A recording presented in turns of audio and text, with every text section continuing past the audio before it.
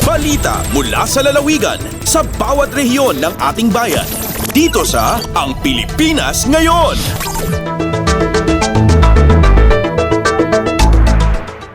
Narito na ang bugso ng ating mga regional news. Dumako muna tayo sa rehiyon ng Luzon. Kaso ng nasawi dahil sa dengue sa rehiyon 2 nitong 2023 umabot sa 25 ayon sa Department of Health o DOH. Narito ang buong balita na ihahatid sa atin ni April Racho mula sa Tuguegarao. Dumano iti 25 dagiti na ipadama gapi musay gapo iti dengue diti rehiyon 2 iti entero taon 2023. Sigun kini Dr. Romulo Turingan, duwa kaso na bababada ito iti napasama kiti taon 2022 nga dati 27 iti 7,539 na bilang dagiti nagsakit diti rehiyon ket kaadwan na nakailista tinatay sa Geneva Vizcaya nga datsyam 8 iti Isabela, 4 iti Cagayan, 3 iti Quirino, kabayatan na may sa ti kaso ti Batanes. Rumrumura na udin ket addan iti nakaro a kondisyon dagiti musay pasyente di na itaray kadagiti ospital. Gapo kada ito'y kat papapigsahan ita ti ahensya dagiti programa da kanagtultuloy nga ipapaayan ti maaramat amang kontrol ti panagraira ti dengue mosquito kadagiti nangato ti kaso na alog lugar diti rehiyon. Impalagip manon ti opisyal tinaingot a panang ipatungpal iti 5S strategy daytoy ti search and destroy, seek early consultation, self-protection, support, fogging, no that outbreak, kan ti sustain hydration. Manipud Tuguegarao City daytoy na April sa Lucon Racho para iti Radyo Pilipinas World Service. Balita mula sa lalawigan sa bawat rehiyon ng ating bayan. Dito sa Ang Pilipinas Ngayon.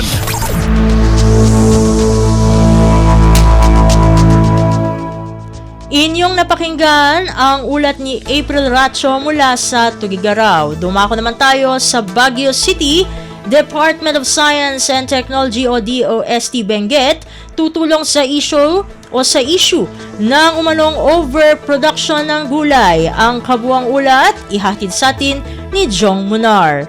Impanamnaman ni Sheila Marie Claver, Department of Science and Technology Provincial Science and Technology Director ti Benguet, nagtultuloy ti addangdan di gitoy tapno makatulong tinasong ahensya may nagiti parekot ti oversupply tinateng. Inlawlawg na may isang addangda ket iti panaka-develop ti agriculture industry babaen ti smart science technology innovation. Inyarig na ti assistance na kadagiti manalong ang marigatan ti marketing iti produkto da nateng kas iti wumbok no sa dino may isang innovation na injayada ket iti kimchi processing. Nasa unang agtultuloy mo iti panakasarita da kadagiting kakantuan nga opisyal iti nasong ahensya tapno makapukal da pa iti daddu mga inobasyon iti beneg ti agrikultura. Imo namata na kinuna ni DOST Secretary Renato Solidum Jr. ang nakasagana da tumulong kadagiti manalon para ti panakadevelop ti produkto da anateng kenda dumapaya crops insingasing nang maadan kuma dagiti manalon iti collaboration ken makitay-up kadagiti masaknan nga ahensya tapno aday ti leading agency amang manihar iti daytoy. Impaganatnet ni Solidum makatulong iti teknolohiya iti oversupply tinateng ken aramidan da iti kabaelanda tapno tumulong iti daytoy. Manipod iti Radyo Pilipinas Baguio, Jong Munar nang ipadamag para ti Radyo Pilipinas World Service.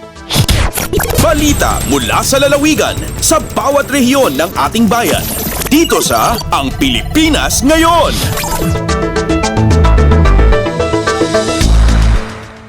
Inyong napakinggan ang ulat ni Jong Munar mula sa Baguio City. Pumunta naman tayo sa Virac.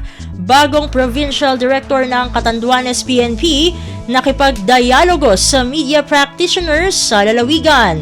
Ang detalye ng balita ihahatid sa atin ni Jan Tatad. Nakipag-ulay sa media practitioner sa Catanduanes ang bagong Provincial Director kan PNP digdi na si Police Colonel Ryan Ador kaining Sabado, Enero 13. Initanganing mas mapatibay pasubuot ang koneksyon kan kapulisan sagkod ang mga tagapagbareta sa probinsya para sa mas malinas na paghatod kan mahalagang bareta sa publiko asin para sa pagtarabangan sa pagtunong kan kriminalidad.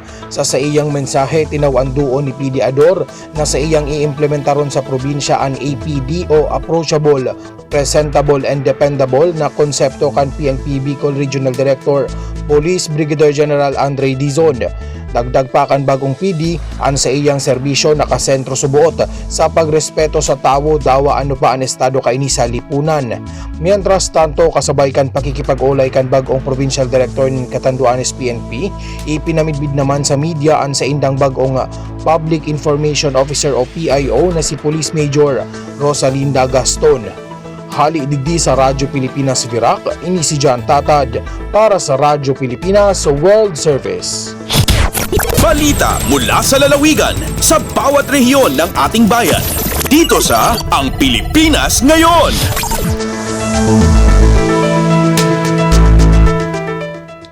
Inyong napakinggan ang ulat ni John Tatad mula sa Virac.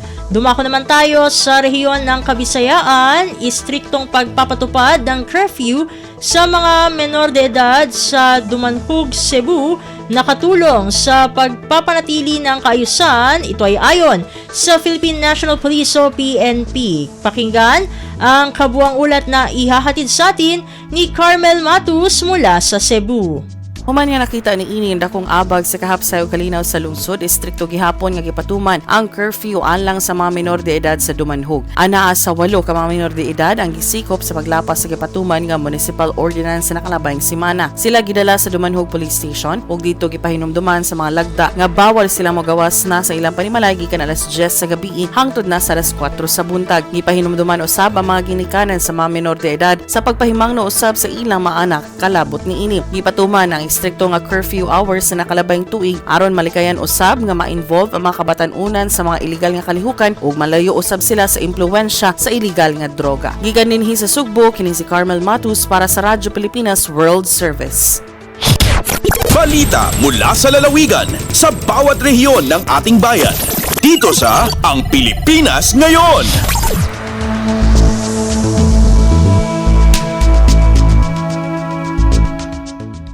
Inyong napakinggan ang ulat ni Carmel Matus mula sa Cebu. Pumunta naman tayo sa Iloilo, iba't ibang rehabilitation program ihahandog ng Department of Justice, Parole and Probation Administration o DOJ-PPA sa 148 parolees at probationers sa Victoria City, Negros Occidental. Ang detalye ng balita, ihahatid sa atin ni JP Hervas. Magapatuman sa nunay-tuhay nga rehabilitation program ng Department of Justice, Parole and Probation Administration o kung DOJ-PPA para sa 148 ka parolees kag probationers sa Victoria City. Sining karon lang ang City Government sa Victoria kag DOJ-PPA nagperma sa Memorandum of Understanding para sa joint partnership kaupan ng TESDA, Victoria City Schools Division Office kag opisina ni Congressman Kiko Benitez. Sa ilalim sa partnership, ang mga parolees kag probationers mahimo maka-avail sa nunay-tuhay nga reintegration program sa livelihood, entrepreneurship, capability building kag iban pa. Tuon masugudan ang Victoria City Government regular nga magapakig-angot sa mga partners sini nga mga ahensya para sa community organization, monitoring kag evaluation sa mga parolees kag probationers. Nagikan sa Iloilo, JP Hervas para sa Radyo Pilipinas World Service. Balita mula sa lalawigan sa bawat rehiyon ng ating bayan. Dito sa Ang Pilipinas Ngayon.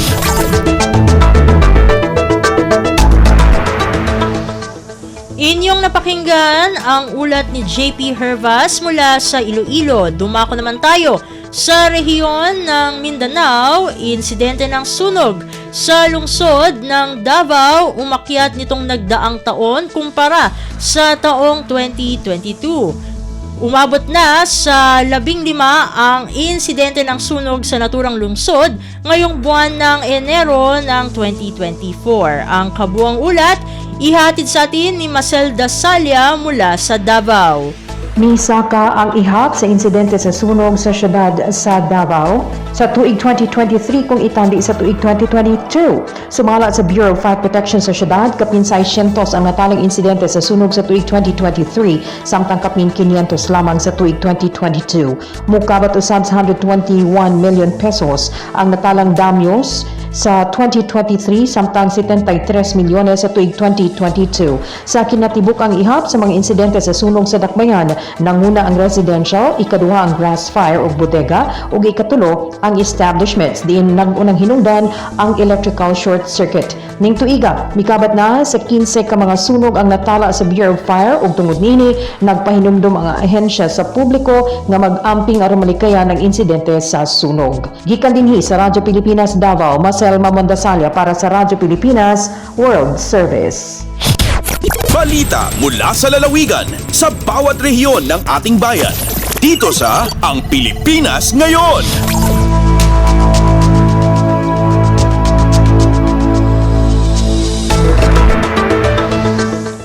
Inyong napakinggan ang ulat ni Marcel Dasalia mula sa Davao. Pumunta naman tayo sa Marawi, mga CSO at iba't ibang partner, stakeholders na kiisa sa recommitment ceremony bilang suporta sa patuloy na Bangsamoro peace process. Ang detalye ng balita, ihatid naman sa atin ni Johania Yusof. Miyakadar pa sa Pitibarangana Civil Society Organization sa mga representative sa Pitibarangana Tribe sa Bangsamoro padron sa mga bae agu kalumbayan ko kapakabagra ko peace process sa Bangsamoro sa iko inadun na kalilimo the recommitment ceremony si sa Taguig City, Babagudan. Ayad na antapag yang ko ta kalilimod na so kapakabagra ko di ka pa magugupa o Pitibarangana partner stakeholder sa Bangsamoro Autonomous Region in Muslim Mindanao padron sa mga universities. Katanudan tano aduwa ni Puniman to na kumasoy ka sa Polorago ni puong kumakaapa sa Comprehensive Agreement on the Bangsamoro san miya kapirma sa Moro Islamic Liberation Front agugyang kaya parinta a Pilipinas. Kabasa i Mr. Risita Kentos Diles, miyaw na a Presidential Peace Advisor, agu member Principles for Peace Governing Board agyang kaya kalilinta na Bangsamoro na kanababu para sa Mindanao ka para sa Intero a Pilipinas. Gya si Johania Yusof, puun sa Marawi para sa Radyo Pilipinas World Service. Balita mula sa lalawigan sa bawat rehiyon ng ating bayan. Dito sa Ang Pilipinas Ngayon.